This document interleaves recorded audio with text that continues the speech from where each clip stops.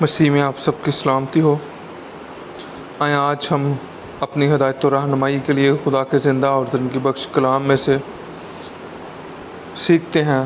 Romeo 15 باب اور اس کی 7 آیت کلام میں یوں مرقوم ہے، پس جس طرح مسیح نے خدا کے جلال کے لیے تم کو اپنے ساتھ شامل کر لیا، اسی طرح تم بھی ایک دوسرے کو شامل کر لو۔ آمین۔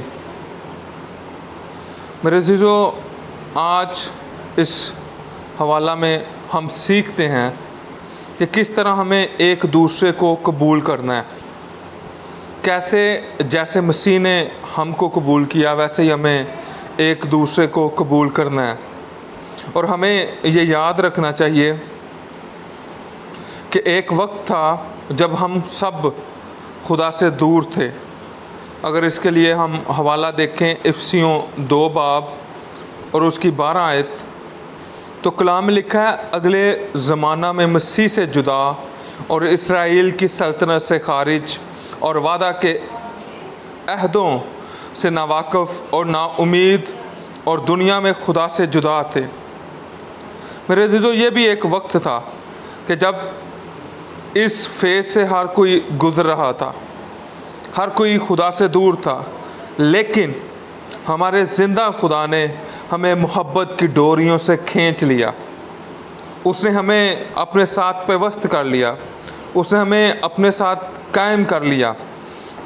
ہوسی 11 باب اور اس کی 4 آیت میں لکھا ہے، میں نے ان کو انسانی رشتوں اور محبت کی ڈوریوں سے کھینچا، میں ان کے حق میں ان کی گردن پر سے جوا اتارنے والوں کی مانند ہوا اور میں نے ان کے آگے کھانا رکھا۔ ہاللیلویہ۔ میرے عزیزو، اسی خدا نے ہمیں قبول کیا، مسیح نے ہمیں قبول کیا اور ہمارے لیے یہ ممکن بنایا کہ ہم خدا کے خاندان کا حصہ بنیں، ہم اس کے بیٹے اور بیٹیاں بنیں۔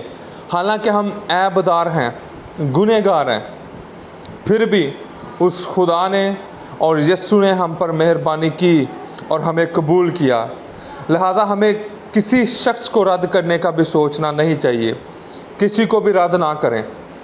جوں جوں اس بری دنیا کا خاتمہ نزدیک آ رہا ہے، تعصب، نفرتیں، جدائیاں اور جسم کے کام بڑھتے چلے جا رہے ہیں۔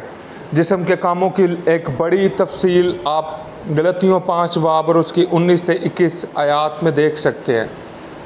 لیکن میرے عزیزو، یہوہ خدا نے، اس خدا نے بندوں کے، جو اس کے بندے ہیں، ان کو دانشمندی بخشی ہے اور یہ فضل بخشا ہے کہ وہ ہمیشہ حکمت کے طالب رہیں، وہ حکمت جو اوپر سے آتی ہے۔ اگر اس حکمت کے بارے میں ہم پڑھیں یعقوب 3 باب اور اس کی ہم پڑھتے ہیں 17 اور 18 آیت، کلام میں مرقوم ہے، مگر جو حکمت اوپر سے آتی ہے اول تو پاک ہے، پھر ملنسار، حلیم اور تربیت پذیر، رحم اور اچھے پھلوں سے لدی ہوئی، بے طرفدار اور بے ریا ہوتی ہے، اور صلح کرانے والوں کے لیے راست بازی کا پھل صلح کے ساتھ بویا جاتا ہے۔ میرے عزیزو، آج ضرورت ہے کہ ہم اس حکمت کے طالب رہیں جو اوپر سے آتی ہے، جو پاک ہے، جو ملنسار ہے، جس میں حلیمی ہے، جو تربیت پذیر ہے، جو رحم اور اچھے پھلوں سے لدی ہوئی ہے، جو بے طرفدار ہے، جو بے ریا ہے۔ آئیں اس محبت کو اوڑھ لیں، پہن لیں اور ہم باہم ایک دوسرے کے ساتھ مسیحی محبت میں قائم رہیں، تاکہ وہ خدا آپ کو اور مجھے اجر دے، وہ خدا بڑھائے اور ہر ایک زندگی کو سرفراز کرے۔ اسی دانشمندی کی بدولت ہم سب لوگوں کے ساتھ ایک جیسا سلوک کر سکتے ہیں، ہم اپنے پڑوسی سے اپنی مانند محبت رکھ سکتے ہیں، اور اسی سے امن، صلح، سلامتی ایک دوسرے میں قائم ہوگی، رشتوں میں قائم ہوگی، اور یہی ہمارا ایک لیونگ سٹائل بن جائے گا، یہی ہمارا چال چلن بن جائے گا جو خدا ہم سے توقع کرتا ہے کہ ہم ویسا ہی مزاج رکھیں جیسا مسیح کا ہے۔ خداوند آج کے کلام کے وسیلہ سے آپ کو کثرت سے برکت دے. آمین. God bless you all.